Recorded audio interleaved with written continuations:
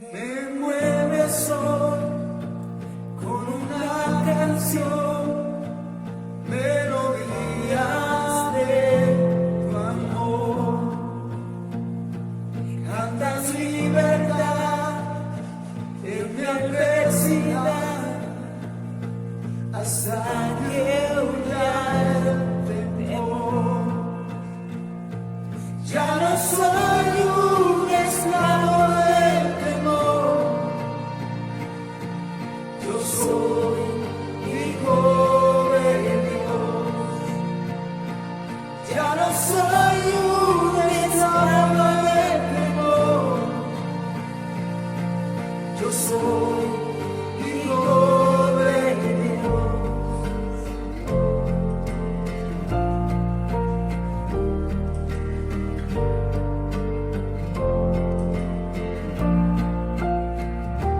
Desde el vientre fui escogido en ti, y me llamó el amor. De nuevo nací, recibido en ti, tu sangre en mí fluyó. Ya no soy un esclavo del temor, yo soy hijo de Dios. Ya no soy un esclavo del temor, yo soy hijo de Dios. Ya no soy un esclavo del temor, yo soy hijo de Dios. Ya no soy un esclavo del temor, yo soy hijo de Dios.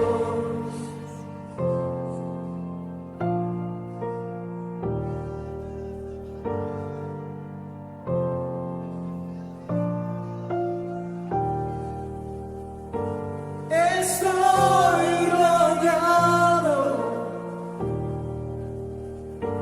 por los brazos de Padre. Estoy rodeado por canciones de libertad. Fuimos liberados de ataduras. Somos los hijos y las hijas, cantaremos libres. Oh, oh, oh, oh, oh.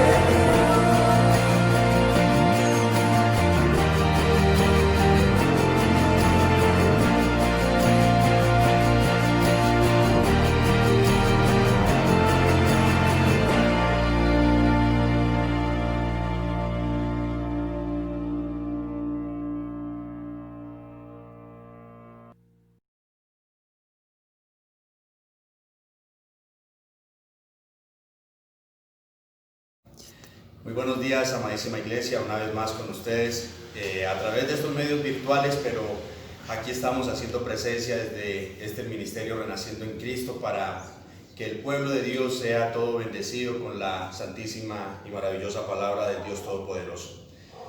Vamos a darle gracias al Señor por este tiempo que nos permite, pero una vez más permítanme recomendarles lo que ya todos sabemos, ¿no es cierto?, hacer un buen uso de nuestras medidas de bioseguridad para evitar contagios de esta enfermedad que ha demostrado que es peligrosa y que sobre todo es demasiado transmisible. Vamos a darle gracias al Señor por este tiempo. Amado Dios, en el nombre de Cristo Jesús, una vez más, soberano Señor, queremos agradecerte, Padre bueno, por la bendición de la vida que nos das en este momento, Señor del cielo y de la tierra. Gracias, Dios, por un día más, por las fuerzas que nos has dado, por la salud y el bienestar con el que has bendecido no solo nuestra vida, sino también la de nuestra familia, la de nuestros seres queridos, nuestros padres, nuestros ancianos, Señor, y demás allegados, Padre. Te doy gracias también, Señor, por cada hermano del ministerio Renaciendo en Cristo y de toda tu iglesia extendida sobre toda la tierra, Padre de bondad. Amado Dios, queremos poner en tus manos, Señor, ante ti, este tiempo que nos permites de poder ministrar tu palabra, Señor, que seas tu Espíritu Santo obrando en el corazón de cada uno de tus hijos, que esta semilla que hoy se va a sembrar no caiga en tierra infértil, en tierra muerta, Señor, sino que caiga en tierra donde pueda germinar, crecer, Señor, y dar muy buen fruto, Dios mío santo. Señor, te agradecemos por el ministerio Renaciendo en Cristo, Padre. Gracias por tu fidelidad, porque es gracias a ti, por esa fidelidad tuya que se manifiesta a través de varios hermanos, Señor, que todavía el ministerio Renaciendo en Cristo prevalece y subsiste, Señor, en este lugar que tú nos has dado para que nos congreguemos, Señor, que tú has permitido, Padre bueno, para que estemos aquí reunidos, Dios mío santo, aún en este tiempo, así sea en el Espíritu, Señor, y por estos medios virtuales. Gracias, Padre, porque tú haces todo posible, Señor amado. Pero Dios, sobre todo, gracias porque sabemos que tu palabra, Señor, caerá en buenos lugares, amadísimo Dios, y que tú la harás prosperar y que ella hará todo aquello para lo cual tú la has enviado a nuestras vidas, Dios mío santo.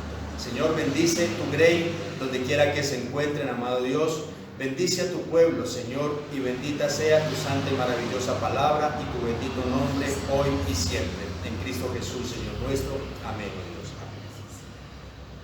De nuevo vamos a darle continuidad a esta serie que iniciamos ya algunos domingos atrás, serie que hemos titulado La gracia de Dios en días difíciles, basada en la primera carta que el apóstol Pedro escribió a sus lectores, a la iglesia que había sido dispersa ya, que estaba en diferentes lugares de Asia. Permítanme hacer una pequeña introducción respecto al pasaje que miraremos el día de hoy, al tema que veremos en esta mañana. En cierta ocasión se encontraron dos viejos amigos, vieja guardia, después de no haberse visto por varios años. Uno de ellos ya se había convertido al cristianismo y era muy creyente, digámoslo de alguna forma, muy piadoso. El otro, inconverso, como se podría decir, mundano. El inconverso le pregunta al creyente: ¿entonces ya no bebe licor? El creyente responde: no. ¿Nada de drogas? Ya nada. ¿Ya no tienes novias por ahí? El cristiano sigue respondiendo: no, para nada. ¿Ya no sales a parrandear entonces? Tampoco, nada de parrandas. Y la última pregunta del inconverso fue: hombre, pero entonces, ¿tú sí disfrutas la vida? ¿Tú sí eres feliz en el cristianismo si no haces nada de estas cosas con las que el mundo se complace y se divierte? Y la respuesta del creyente fue contundente y le dice: completamente feliz. El Señor nos permite vivir una vida de abundancia, no de abundancia material, le dice el creyente a su amigo, pero sí donde abunda la paz, donde abunda el amor, donde abunda la tranquilidad, donde abunda la esperanza y sobre todo Ahora somos felices porque somos completamente libres de todas aquellas ataduras que todavía cautivan y esclavizan al inconverso. Hermanos, el pecado de alguna manera ha logrado que el hombre considere que disfrutar y vivir la vida es vivir de alguna forma egoísta, indiferentemente haciendo y diciendo lo que bien le parece. Eso ha hecho este mundo. Y el día de hoy Pedro nos quiere enseñar precisamente respecto a esto. Y como título entonces de nuestra enseñanza tenemos Viviendo una buena vida. Primera de Pedro, acompáñenme entonces, capítulo 3, versículos del 8 al 12, dándole continuidad secuencial a esta serie que hemos venido estudiando. Dicen los versículos del 8 al 12 en palabras del apóstol Pedro: finalmente, sed todos de un mismo sentir, compasivos, amándoos fraternalmente, misericordiosos, amigables, no devolviendo mal por mal, ni maldición por maldición, sino por el contrario, bendiciendo, sabiendo que fuisteis llamados para que heredaseis bendición. Porque el que quiere amar la vida y ver días buenos, refrene su lengua de mal y sus labios no hablen engaño. Apártese del mal y haga el bien, busque la paz y sígala, porque los ojos del Señor están sobre los justos y sus oídos atentos a sus oraciones, pero el rostro del Señor está contra aquellos que hacen el mal. Que el Señor bendiga su santa y bendita palabra. Decíamos en el mensaje anterior, los que han venido siguiendo esta serie, que para Pedro ni las adversidades ni las crisis son justificación para que el cristiano actúe mal, ni ante las autoridades, ni ante los inconversos, ni ante sus jefes, ni tampoco en el matrimonio, como lo vimos en el domingo inmediatamente anterior. El apóstol ha venido dando entonces pautas acerca de cuál debe de ser el comportamiento del creyente en cada uno de estos aspectos, de estas áreas de su vida. Para Pedro es supremamente importante que el cristiano muestre un buen testimonio de esa obra redentora de Cristo en su vida, independientemente de cualquiera que sea el escenario en que el cristiano se encuentre.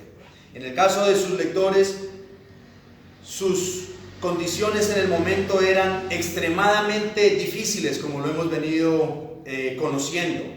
No obstante, ellos debían perseverar en esa buena conducta y el buen testimonio, con el fin de evangelizar a los inconversos y de tapar la boca a todos aquellos que hablan mal de Dios y de su pueblo. Para el apóstol entonces el estilo de vida correcto del cristiano parte de la sujeción mutua, interpretándose esta sujeción como la humildad, la mansedumbre, el respeto y la obediencia a los demás. Y así lo ha venido enseñando en cada área de la vida social, como lo vimos hace unos días, como ciudadano, como empleado y también como casados. Ahora Pedro pasa a instruirnos en esta porción de hoy sobre cuál debe de ser la conducta entre los hermanos y también en general para ser felices y disfrutar de una buena vida también. Y vamos a desglosar nuestro pasaje entonces en tres escenarios, en tres momentos, siendo el primero de ellos una vida bendecida para bendecir.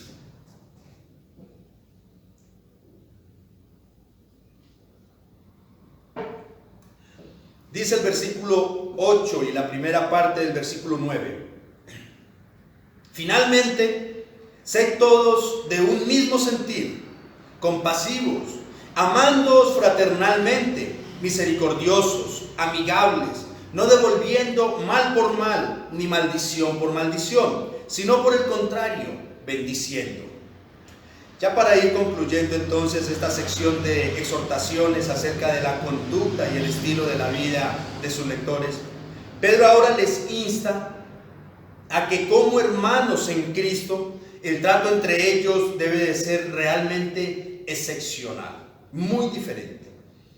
Empezando porque todos sean de un mismo parecer, Y esto significa tener una misma mentalidad respecto a su obediencia.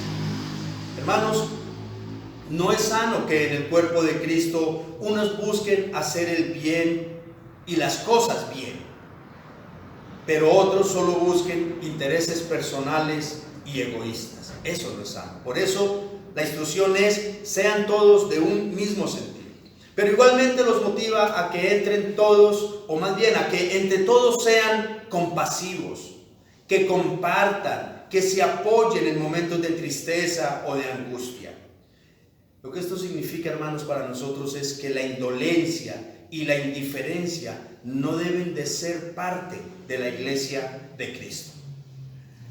Y como hermanos en Cristo, tenemos que aprender a amarnos verdaderamente, recordando que pertenecemos a la misma familia de Dios.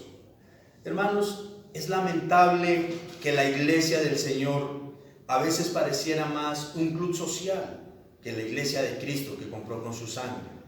Muchos van solamente a la congregación por entretenerse, por cumplir con un compromiso religioso, pero su interés o afecto por los demás no existe.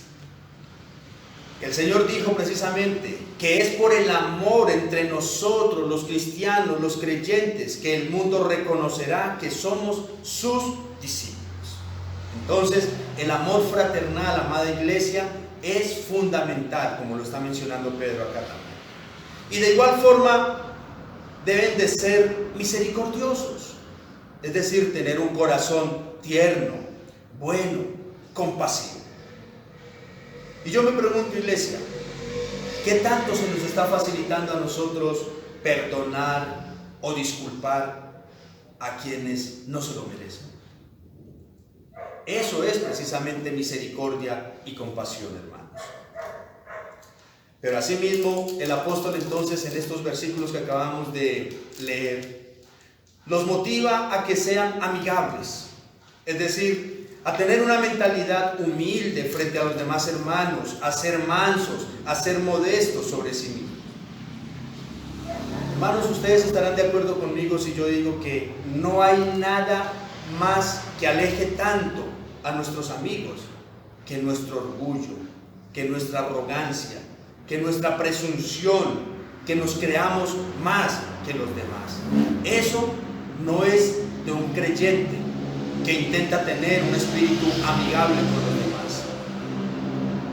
Pero aparte de hacerles bien a los hermanos, entonces, con todas estas expresiones de amor fraternal, también el apóstol los anima a no pagar con la misma moneda cuando un hermano o algún particular te hagan daño o te ofendan. De hecho, el apóstol va un poco más allá. Él dice que si alguien habla mal o calumnia a un creyente, el creyente no debe de hacer lo mismo y salir a hablar mal de esa persona, sino por el contrario, su deber es hablar bien, es resaltar las virtudes de aquel que está hablando mal. Cosa difícil, hermanos. Esto es bastante confrontante, porque por lo general cuando alguien habla mal de nosotros, ¿qué es lo primero que nosotros hacemos? Así sea por defendernos, lo primero que hacemos es sacarle también los trapos al sol al otro. Pero lo que la palabra dice es todo lo contrario. Antes hablen bien de esa persona, bendiciéndolo. ¿Qué tanto, hermano, qué tanto de esto nosotros aplicamos en nuestras vidas como hermanos en Cristo? Porque en esta porción precisamente se está dirigiendo al trato como hermanos en la iglesia. En cierta ocasión,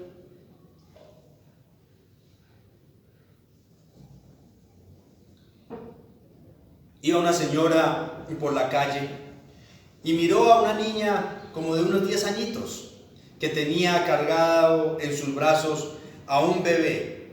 Pero el bebé era tan gordito que la señora pensó en sí: hombre, ese bebé debe de pesar más que esa niña que lo está cargando.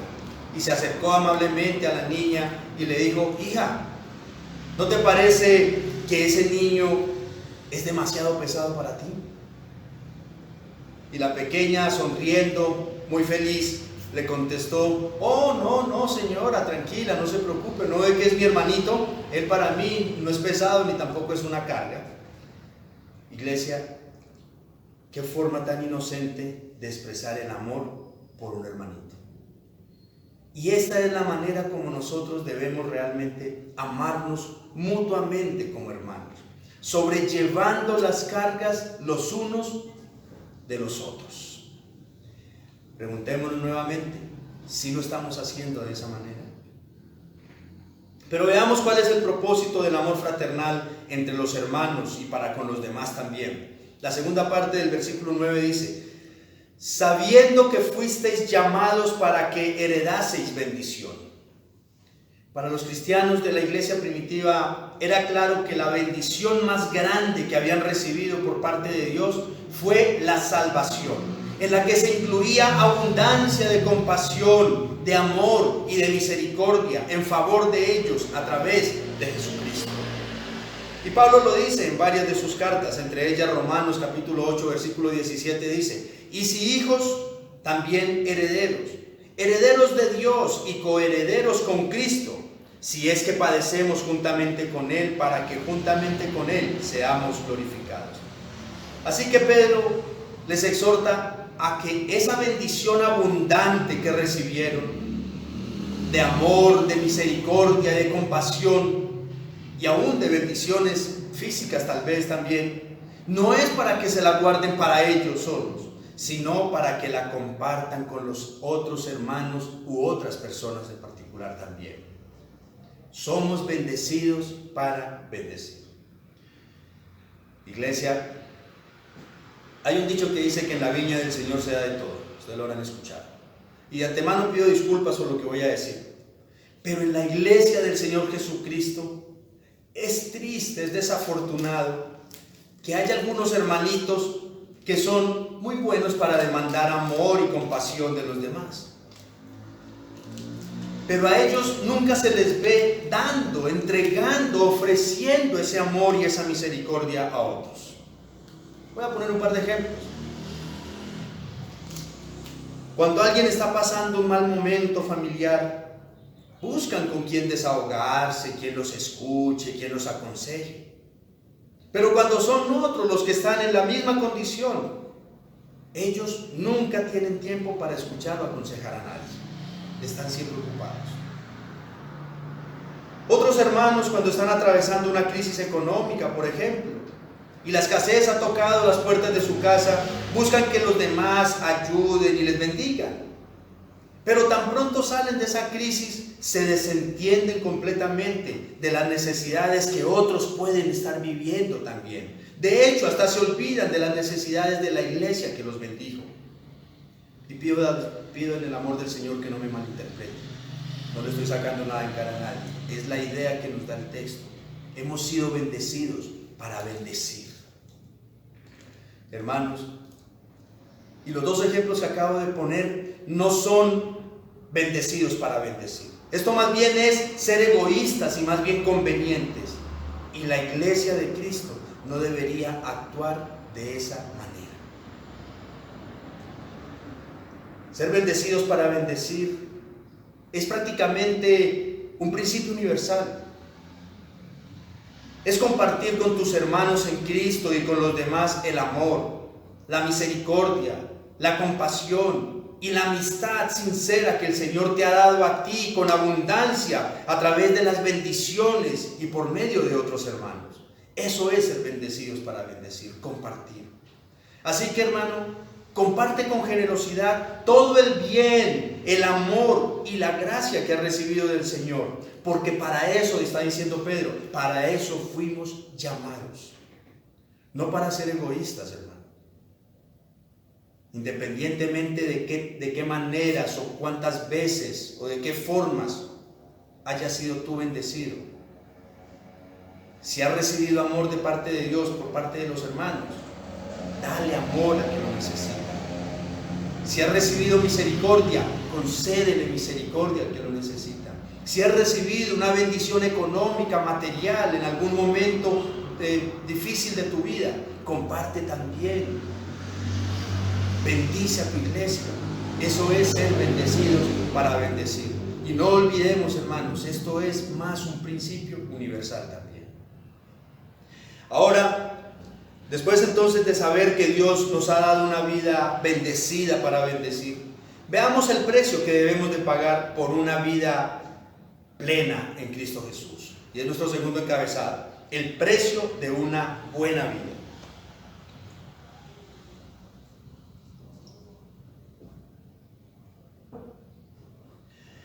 Recordemos que la situación por la que estaban atravesando los lectores de Pedro era supremamente difícil. No era la gran vida como muchos la consideran. Sin embargo, el creyente sí puede y debe disfrutar de una buena vida. Y dice la primera parte del versículo 10. Porque el que quiere amar la vida y ver días buenos. Pedro cita el Salmo 34, 12, donde dice el salmista: ¿quién es el hombre que desea vida y que desea muchos días para ver el bien? Hermanos, al igual que cualquier persona, el creyente también quiere vivir y disfrutar de la vida y ser feliz. Obviamente que esta vida feliz que el Señor ofrece a su pueblo no es la misma buena vida que el mundo busca, llena de comodidades y de riquezas materiales, sino la plenitud del creyente cuando está en paz con su Salvador y su relación con Él es armoniosa, es íntima, hay buena comunión con Dios. Esto es lo que hace que el creyente disfrute de una vida plena, independientemente de su situación económica o material. Pero para vivir y disfrutar esa buena vida, el creyente debe de cumplir con una serie de requisitos, aparte de los que acabamos de ver en el punto anterior. Y Pedro empieza, en la segunda parte del versículo 10, nos da un mandato a cuidar las palabras, y dice: refrene su lengua de mal y sus labios no hablen engaño. El que quiera, digo la primera parte de este versículo, el que quiere amar la vida y ver días buenos, lo que eso significa es, el que quiera disfrutar la vida y ser feliz en esta vida, en primer lugar, aquí está, refrene su lengua de mal y sus labios no hablen engaño. Refrenar es entonces detenerse, ponerle fin a algo. Así que si un creyente quiere vivir y disfrutar de su vida tranquilamente, lo primero que debe de hacer es dejar de hablar más de la cuenta, dejar el chisme, dejar de meterse en la vida de los demás, dejar de mentir y de engañar a otros con sus palabras. Lo mismo dice Santiago en su carta al referirse a la práctica piadosa de la verdadera religión. Dice Santiago capítulo 1 versículo 26. Si alguno se cree religioso entre vosotros y no refrena su lengua, sino que engaña su corazón, la religión del tal es vana. Cuenta una historia que en cierta oportunidad Spurgeon, el príncipe de los predicadores, lucía en una de sus predicaciones una corbata larga y llamativa, que en su momento estaban de moda probablemente. Y después de bajarse del púlpito de predicar, se le acercó una de las hermanitas conocida de él, cercana a él, de esas que hay por ahí que son muy devotas, pero que su mayor preocupación es descubrir los defectos de los demás para criticarlos.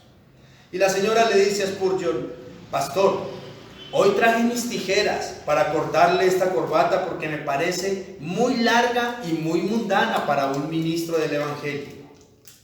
El pastor le respondió muy amablemente: claro que sí, hermana, pero antes usted me puede prestar sus tijeras también para cortarle algo a usted que lo tiene demasiado largo y que puede dañar su testimonio. La hermanita se sorprendió y le dice: por supuesto, pastor, ¿qué será lo que traigo tan largo? Y Spurgeon, sonriendo, le dice: saque la lengua, hermana. Y eso es lo que sucede con muchos.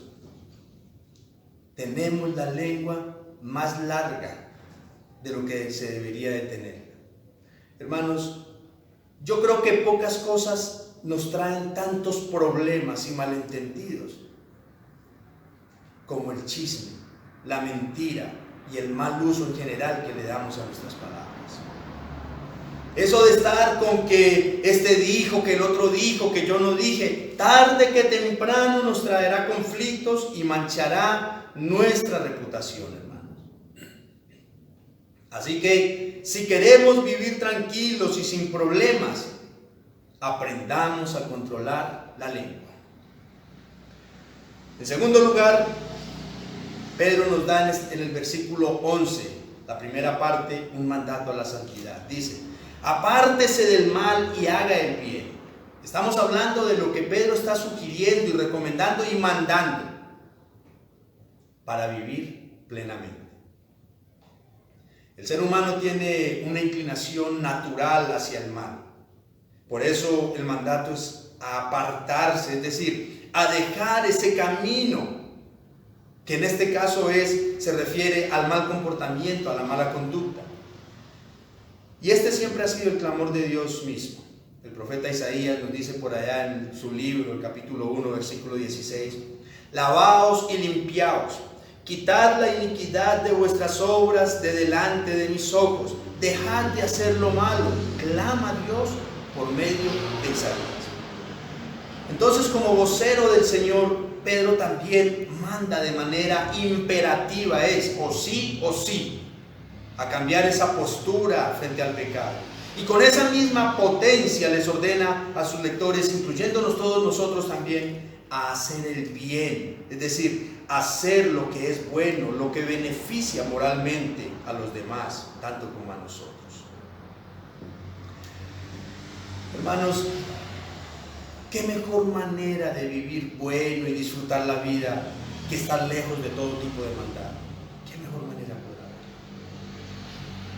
¿Quién disfruta la vida y pasa bueno en una prisión porque hizo lo malo? ¿Quién? ¿Quién disfruta la vida y pasa bueno cuando está lleno de problemas porque hizo cosas indebidas? ¿Quién disfruta la vida y pasa bueno cuando en su casa se vive una batalla campal en la mañana, en la tarde y en la noche, todos los días, por la soberbia, por el orgullo de la pareja, por la infidelidad, por el maltrato o por los vicios? ¿Quién vive feliz así? ¿Quién disfruta de su vida? Ustedes habrán escuchado personas que dicen: mi casa parece un infierno. Pero con un estilo de vida tan pecaminoso como estos que acabo de mencionar, ¿quién no? Amados, nadie disfruta la vida ni pasa bueno viviendo de esta manera. Y esto solo por poner algunos ejemplos, porque hay muchos más. Por eso, hermanos, el mandato es contundente. Si queremos disfrutar de la vida plena que nos ofrece Cristo, cambiemos el mal por el bien. Cambiemos la codicia por la gratitud con Dios por lo que nos da cada día. Cambiemos el orgullo y la soberbia por la humildad y la mansedumbre. Cambiemos la lujuria y la tentación sexual por el dominio propio y el placer con la pareja que Dios te dio. Cambiemos los vicios y la pecaminosidad que muchas veces se encuentran en la calle por el amor y el cariño que encuentras en casa.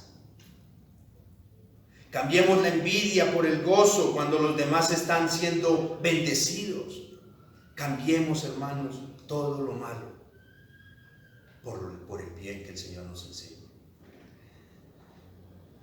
Iglesia, sin temor a equivocarme y con el respaldo de la palabra, yo les puedo decir que si cambiamos todo lo malo por lo bueno, disfrutaremos verdaderamente de la buena vida que el Señor nos promete. El Señor nos dijo: yo he venido para darles vida y vida en abundancia. Pero mientras vivamos en medio de los chismes, en medio de las mentiras, en medio del pecado y lo que vamos a ver en adelante, no va a ser posible esa vida abundante. En tercer lugar, en la segunda parte del versículo 11 nos da un mandato a vivir armoniosamente y en paz. Dice Pedro: busque la paz y sígala.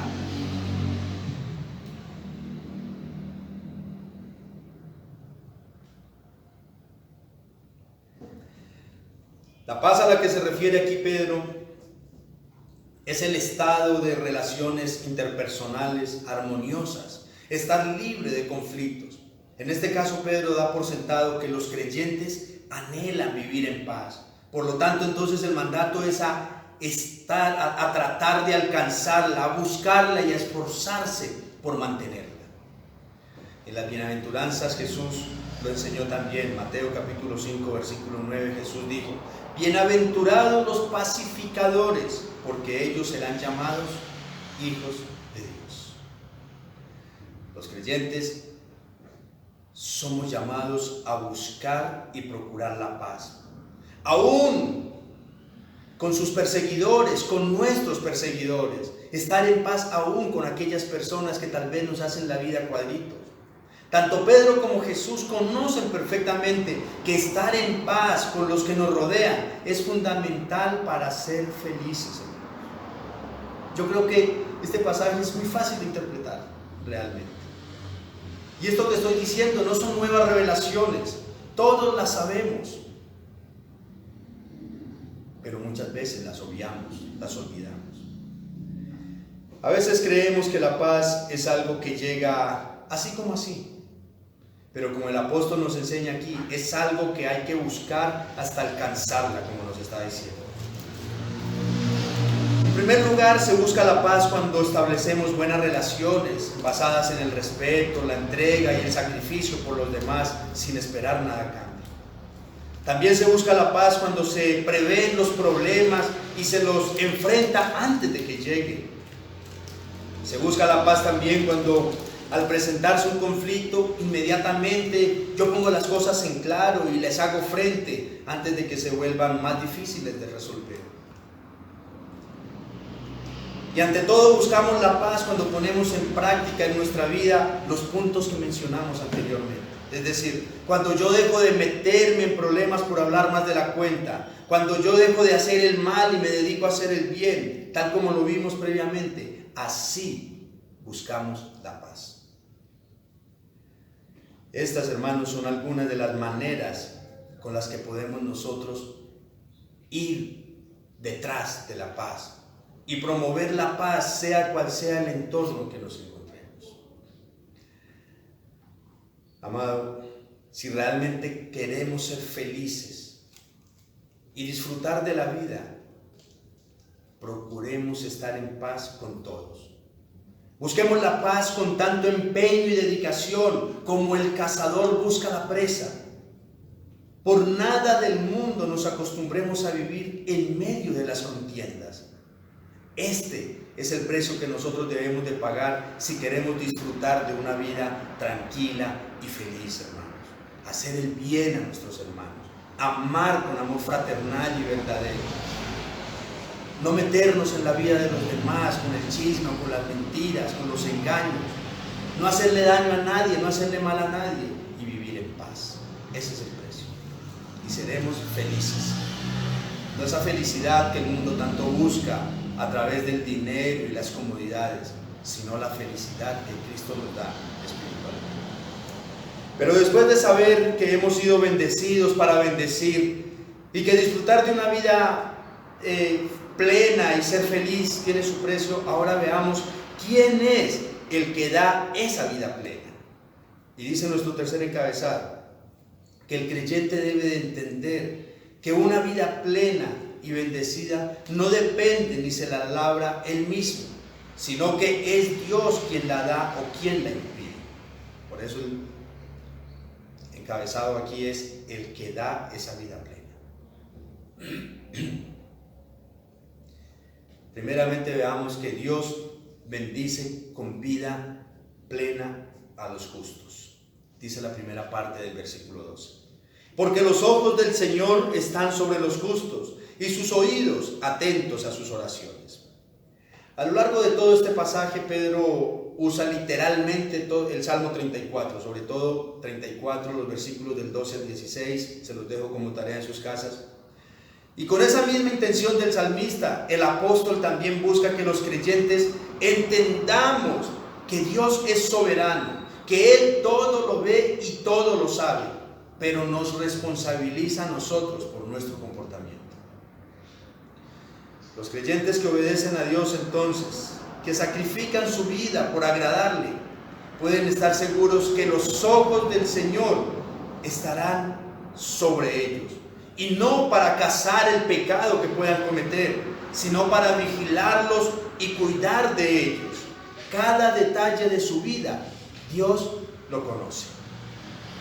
Pero aparte de esto, también nos dice Pedro que el Señor siempre está dispuesto a algo tan hermoso, para atender las oraciones y súplicas de sus hijos.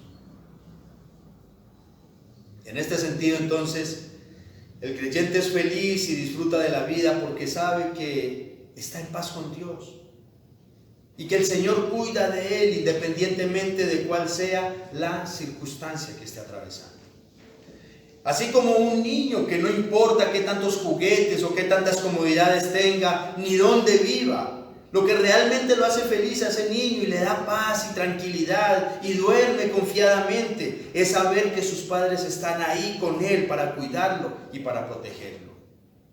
Esa es la actitud que debe de tener el creyente que vive en obediencia y en rendición ante su Señor. Esa es la actitud de confianza, de paz, de saber que aunque estoy en estas situaciones adversas y difíciles, pero no estoy solo. Dios está conmigo también. Pero por otra parte, dice la segunda parte del versículo 12, que Dios castiga con una vida tormentosa a los injustos. Mire lo que dice: pero el rostro del Señor está contra aquellos que hacen el mal. Mientras que los ojos del Señor, como lo vimos anteriormente, significan vigilancia y cuidado por parte de nuestro Dios, ahora aquí el rostro del Señor representa su ira y desagrado. Es Dios encarando a esos pecadores empedernidos. Ahora bien, esto no quiere decir que los que hacen el mal van a vivir en medio de la pobreza o siempre arruinados. No. De hecho, aquellos que hacen el mal muchas veces viven mejor material y económicamente que los que viven justamente. Todos lo sabemos. Lo que esto quiere decir es que la verdadera plenitud de la vida, que la paz de Dios, que la felicidad y el gozo verdaderos, estas personas que no han querido rendir sus vidas al Señor, nunca conocerán estos regalos que solamente el Señor nos puede dar a quien Él los quiere dar. Y ya para ir cerrando, hermanos, es triste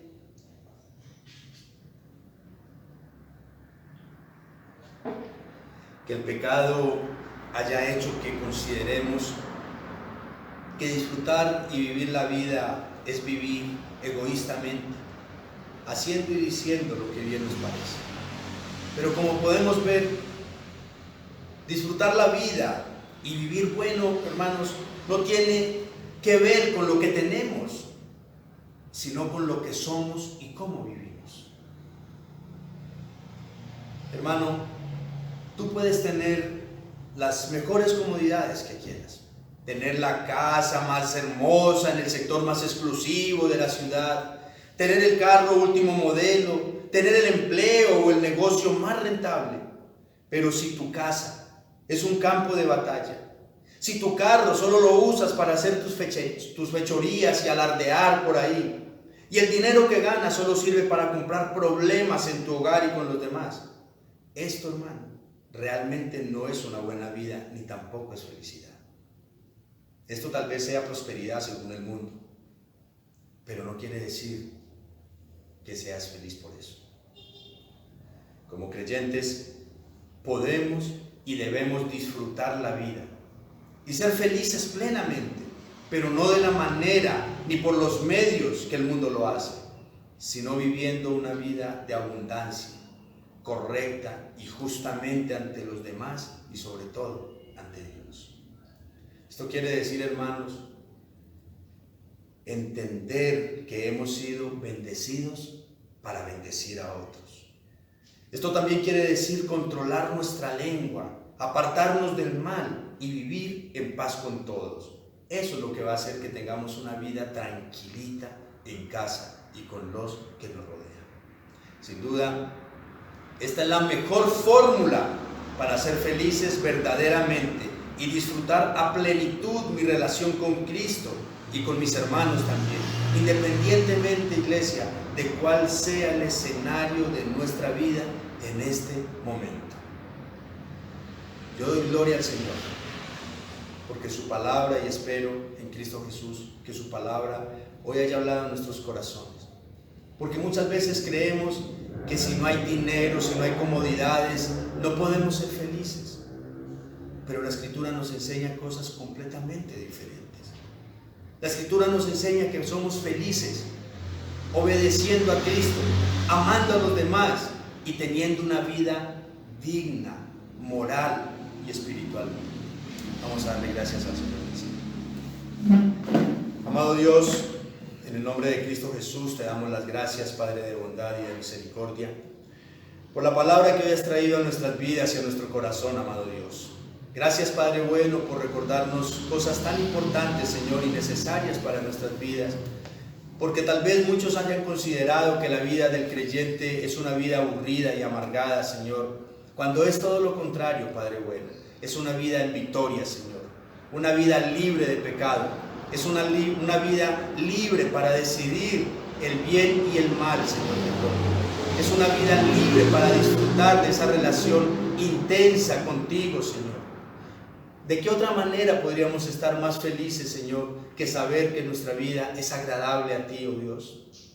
Te damos gracias, amado Señor, porque aún en medio de toda esta pandemia, en medio de todas las dificultades que ella representa, Señor, podemos estar felices cuando estamos en paz con todos los que nos rodean y sobre todo cuando estamos en paz contigo, Señor. Yo te suplico, Padre bueno, que bendigas la vida de todos y cada uno de mis hermanos, Señor. Que los guardes y los acompañes en todo tiempo y en todo momento. Que nos libres a todos, Señor, sobre todo del virus del pecado, Señor. Que nos ayudes a ser felices en esa relación buena que mantengamos contigo, Señor, y con nuestros semejantes también, Dios mío santo. Señor, recuerda nuestro alma, recuerda nuestro corazón todos los días, que tú nos has bendecido para que también heredemos bendición a todos los demás. Que así como hemos recibido de ti misericordia, gracia, amor, compasión y también bendiciones físicas y materiales que nos has dado, Señor, podamos tener esa liberalidad y generosidad para compartir todo ello con otros también, Señor, que hoy lo necesitan, Padre amado. Señor, gracias por esta tu santa palabra. Bendice a cada uno de tus hijos, librándonos de todo mal y peligro, de esta pandemia, Señor, de todo contagio. Ayúdanos, Padre bueno, a vivir prudente y muy responsablemente también. Todo, Señor, para gloria, honra y alabanza de tu nombre. En Cristo Jesús, Señor y Salvador nuestro. Amén y amén. Amada iglesia, que Dios les bendiga. Reciban un abrazo fuerte y fraternal en el amor de Cristo Jesús. Dios los acompañe.